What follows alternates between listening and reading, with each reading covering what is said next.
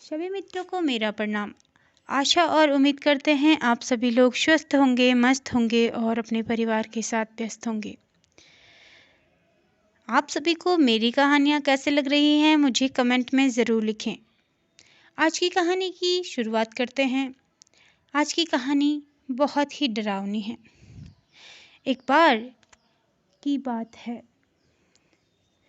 आज की कहानी है भूतिया घर की, जहाँ भूतिया घर के नाम से सभी को डराया जाता था। एक बार की बात है, उस घर के अंदर कोई भी शाम को 5 बजे के बाद नहीं जाता था। वह घर भूतिया घर के नाम से सारे शहर में मशहूर हो रखा था। मशहूर होता ही वहाँ कोई व्यक्ति अगर जाता, चाहे वह सुबह या दिन में जाता, उसके साथ कोई ना कोई ऐसा हादसा हो जाता कि जिसके कारण उस घर की छवि बिल्कुल ऐसे बन चुकी थी कि इस घर में कोई नहीं जा पाएगा। काफ़ी ऐसे हादसे होते हैं उस घर में। सुबह सुबह शर्मिला नाम की लड़की उस घर में जब जाती है, उसने वो घर खरीद रखा था, परंतु जब वह उस घर में जाती है तो उसका रेनोवेशन करवाने के लिए कहती है। वह फ़ोन पर बात कर ही रही होती है, तभी झूमर टूटकर गिरता है और वह बाल बाल बजती है। अच्छा खासा झूमर था, वह कैसे टूट गया? उसके मन में यह प्रश्न उठता रहा। झूमर काफ़ी हैवी था, उसके हाथ पर लग गई थी। उसका हाथ बिल्कुल बेकाम हो चुका था। जैसे तैसे वह घर से बाहर निकलती है और बहुत डरी हुई रहती है। कुछ वक्त के बाद उस घर को कोई लड़का खरीद लेता है। राहुल नाम का लड़का जब अपनी वाइफ को गिफ्ट देने का प्रयास करता है उस घर को, तो तभी उसके साथ एक हादसा हो जाता है। अचानक से जब वह उस घर पे जाता है दिन में, यानी कि दोपहर के वक्त जब 1 बज रही थी, उस वक्त जब राहुल उस घर में जाता है कि मैं इस घर को थोड़ा सा डेकोरेट कर दूंगा और अपनी वाइफ को गिफ्ट करूंगा, यानी कि शादी का तोहफा दूंगा, वैसे ही वह सीढ़ियों से गिर जाता है, मानो वह किसी ने इसको धक्का दिया हो। ये सब उसके साथ होकर उसकी याददाश्त चली जाती है। जब वह घर से बाहर आता है तो पता लगता है कि उसकी याददाश्त चली गई है। उसकी वाइफ काफ़ी परेशान होती है, परंतु उस घर से वह बाहर आते कैसे थे यह समझ नहीं आता था। यह सब कोई ना कोई आत्मा तो कर ही रही थी। सभी इस चीज़ से बहुत परेशान थे। जब लोगों ने ये सब बातें सुनी और देखी तो लोग बहुत डर गए। उस शहर में उस घर का पूरी तरीके से खौफ हो चुका था। अब कोई भी उस घर को खरीदता नहीं था या देखने का प्रयास भी नहीं करता। गलती से अगर बच्चों की नज़र उस घर की तरफ पड़ जाती तो उनके माता पिता उन्हें डांट कर, मार कर वहाँ से लेके जाते, कहते इस घर की तरफ देखना भी मत। ऐसा ही हो रहा था। जब हमारे पेरेंट्स को ये पता होता है कि यह चीज़ हमारे लिए सही नहीं है तो वह हमें डांटते भी हैं और अगर हम डांट के न माने तो मारते भी हैं। उस घर का आंगन बहुत बड़ा था, लेकिन उस घर को बहुत अच्छे से किसी ने बनाया था। बहुत खूबसूरत वो घर था। जो न चाहते हुए भी लोगों की नज़र उस घर पर चली जाती थी और दूसरे ही दिन उस घर पर जब जिस व्यक्ति की नज़र पड़ती थी उसके साथ कोई ना कोई हादसा हो जाता था। अब उस तरफ से जाना ही लोगों ने बंद कर दिया। कुछ वक्त के बाद राजा नाम का लड़का विदेश से वापस अपने देश इंडिया आता है और इंडिया आकर उस घर को देखता है। वह मन ही मन सोचता है ये घर कितना सुंदर है, काश कि मैं एक दिन यहाँ रह पाता, काश कि मैं एक दिन यहाँ रह पाता और इस घर को अंदर से भी इस घर की खूबसूरती को निहार पाता।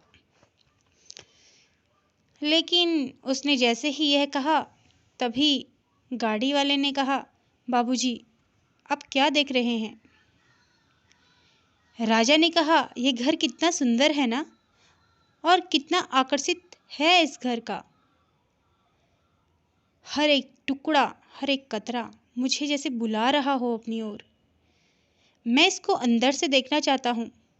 तभी टैक्सी वाले ने कहा, नहीं नहीं बाबूजी, ऐसा मत करिएगा। आपको पता भी है यह सबसे खौफनाक जगह है। वो तो आपने गाड़ी रोकने को कहा, वरना मैं तो इधर रुकता भी नहीं। अब पता नहीं मेरे साथ क्या घटना हो जाएगी और इस घर को हम लोग देखते भी नहीं। तो राजा ने यह बात सुनी और उसे कुछ अटपटा सा लगा।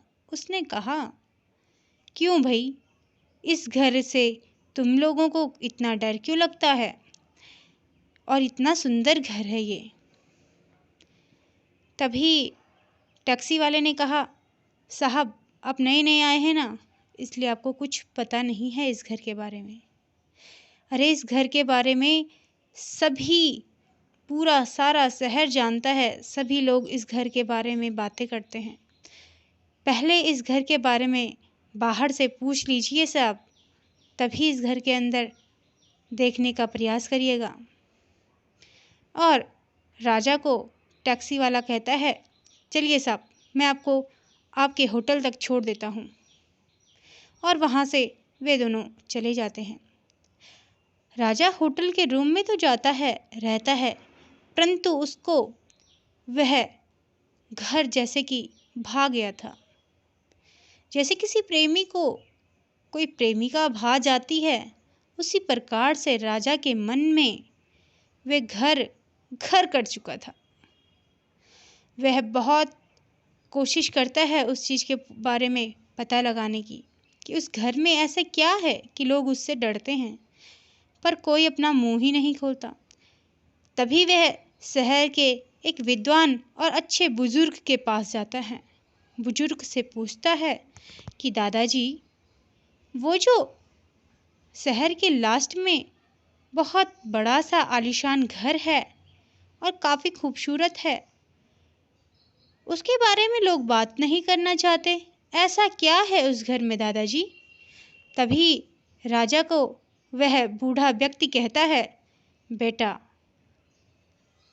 उस घर के बारे में कोई कुछ नहीं कहना चाहता, क्योंकि उस घर में जाने और उस घर को देखने मात्र से ही लोगों के साथ बहुत बड़े बड़े और बुरे बुरे हादसे हुए हैं। उस घर में एक भूत रहता है जो कि हर किसी को नुकसान पहुंचाता है, पर तुमने उसे इतनी अच्छे से निहारा है, तुम्हारे साथ अभी तक ऐसा क्यों नहीं हुआ? तभी बूढ़ा व्यक्ति उसके गले में ओम का लॉकेट पड़ा देखता है और कहता है, शायद इस ओम में ही वह तुम्हें छू नहीं पाया, क्योंकि यह ओम का लॉकेट तुम्हारे गले में था और साथ ही इसके साथ एक रुद्राक्ष जो लटका हुआ है, इसी के कारण आज तक वह आत्मा तुझे कोई नुकसान नहीं पहुंचा पाई। यह सुनते ही राजा कहता है, नहीं नहीं दादाजी, यह तो बहुत पुराना लॉकेट है, इसका मैंने कभी भी ध्यान नहीं रखा। ये तो मेरी मम्मी ने मुझे आखिरी पलों में पहनाया था। उसके बाद मेरी मम्मी इस दुनिया से चली गई थी। तभी उसके दादाजी कहते हैं, कोई भी चीज़ अकारण नहीं होता है बेटा। शायद ये तुम्हारी सेफ्टी कवच है। ये तुम्हारा कवच ही है, ये ओम और ये रुद्राक्ष, जिसके कारण तुम अभी तक जीवित हो। उस घर को देखने के बाद व्यक्ति अपने होश हवास खो बैठता है और उसे पता ही नहीं होता उसके साथ कौन सी दुर्घटना हो जाती है। और वह बूढ़ा व्यक्ति उसे पूरी कहानी सुनाता है कि कुछ वर्षों पहले शर्मिला नाम की लड़की ने उस घर को लिया था और उसका आज एक हाथ बेकार हो चुका है। फिर कुछ वक्त के बाद, कुछ सालों के बाद, एक राहुल नाम का लड़का उस घर में रहने आ रहा था अपनी पत्नी के साथ। अपनी पत्नी को वह गिफ्ट देना चाहता था। आज वह बिस्तर पर है और उसको कुछ याद ही नहीं है। आज वह कोमा की कंडीशन में है। और कुछ लोग तो ऐसे हैं जिन्होंने सिर्फ उस घर को देखा ही देखा है और उसके कारण वह आज इस दुनिया में अपाहिज बने घूम रहे हैं। यह सब राजा के मन में बहुत ज़्यादा अजीबो गरीब उथल पुथल मचा रहा था। तभी वह उस बूढ़े व्यक्ति से कहता है कि दादाजी, मैं उस घर को खरीदना चाहता हूँ।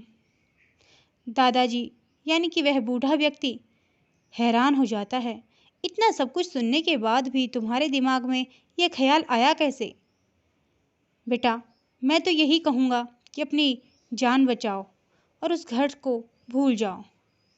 परंतु राजा के मन में वह घर घर कर चुका था और वह उसे बहुत पसंद करने लगा था। एक दिन वह कुछ लोगों को उस घर में भेजता है।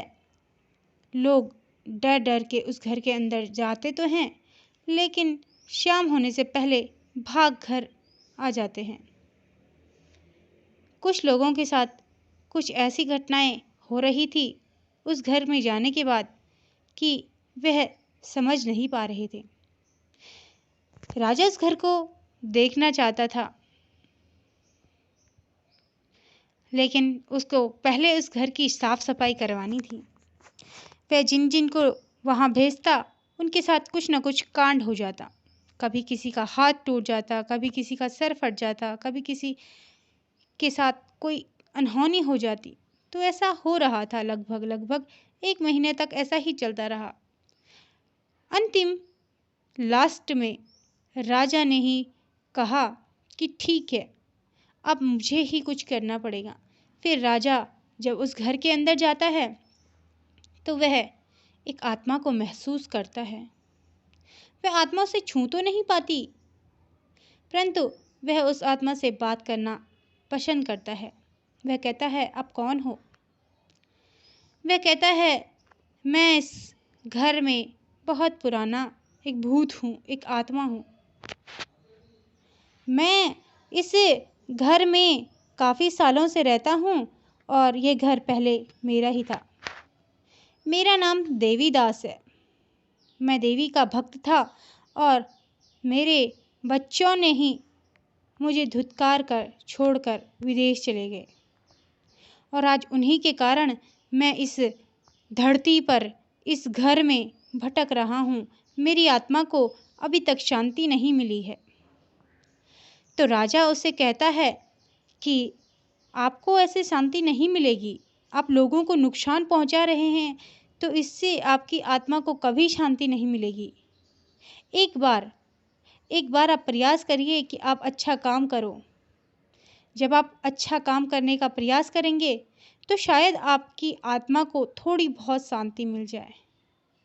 देवीदास असल में राजा का दादा होता है और उससे देवीदास को राजा के अंदर अपनी परछाई दिखने लग जाती है।